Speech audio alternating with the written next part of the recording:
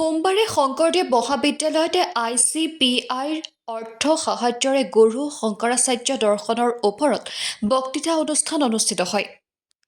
শংকৰদেৱ মহাবিদ্যালয়ৰ অধ্যক্ষ ডক্টৰ সুনাৰাম কলিতাই উদ্বোধন কৰা বক্তৃতা অনুষ্ঠানটোত সমল ব্যক্তি হিচাপে উপস্থিত থাকি বক্তৃতা প্ৰদান কৰে নৰ্থ লখিমপুৰ বিশ্ববিদ্যালয়ৰ দৰ্শন বিভাগৰ অধ্যাপিকা ডক্টৰ বৰ্ণালী বৰা, খেৰাজঘাট মহাবিদ্যালয়ৰ দৰ্শন বিভাগৰ অধ্যাপিকা ডক্টৰ তুলিকা বৰুৱা আৰু মাধৱদেৱ বিশ্ববিদ্যালয়ৰ দৰ্শন বিভাগৰ অধ্যাপিকা ডক্টৰ লতিকা হাজৰিকাই।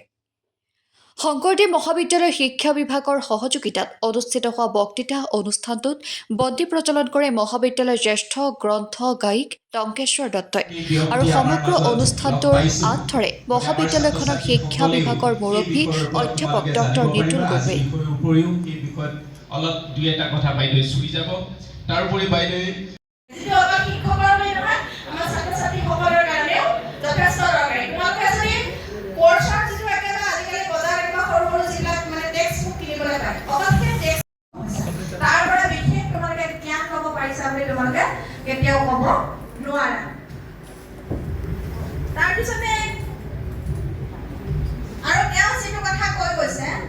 যে প্ৰথমে নিজক জানি ল'ব লাগিব,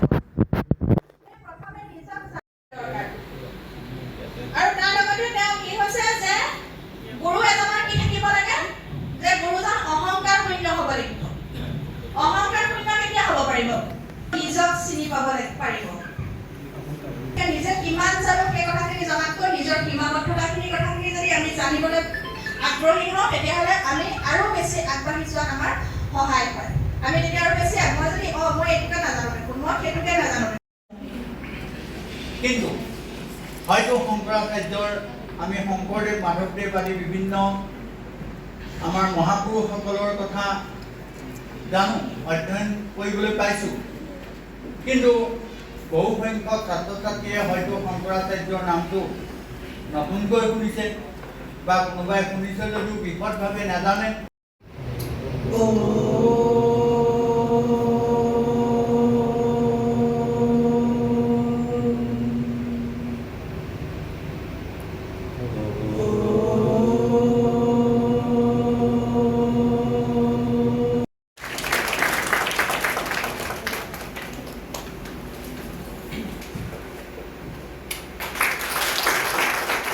আৰু লগে লগে মই দত্ত ছাৰক আজি অনুষ্ঠানৰ বন্তি প্ৰজ্বলন আপোনালোকলৈ আন্তৰিক ধন্যবাদ জনাইছোঁ, যিহেতু আজি শংকৰদেৱ মহাবিদ্যালয়ত ICPRৰ অৰ্থ সাহায্যৰে আমি গুৰু শংকৰাচাৰ্য ফিলচফিৰ ওপৰত যি লেকচাৰ প্ৰগ্ৰেম অনুষ্ঠিত হৈছে, ইয়াতে আমাৰ মাধৱদেৱ বিশ্ববিদ্যালয়ৰ ডক্টৰ লতিকা হাজৰিকা, উত্তৰ লখিমপুৰ মহাবিদ্যালয়ৰ স্বায়ত্তশাসিতৰ বৰ্ণালী বৰা, খেৰাজঘাট মহাবিদ্যালয়ৰ ডক্টৰ তুলিকা বৰুৱা উপস্থিত হৈ শংকৰাচাৰ্যৰ বিভিন্ন দিশত আলাপ আলোচনা আগবঢ়ায় আৰু এই আলাপ আলোচনাৰ যোগেদি মহাবিদ্যালয়ৰ ছাত্ৰ ছাত্ৰীসকলে ভৱিষ্যতে তেওঁলোকৰ নিজৰ জীৱনৰ সঠিক পথত আগবাঢ়ি যাবৰ বাবে অধিক প্ৰেৰণা পায়।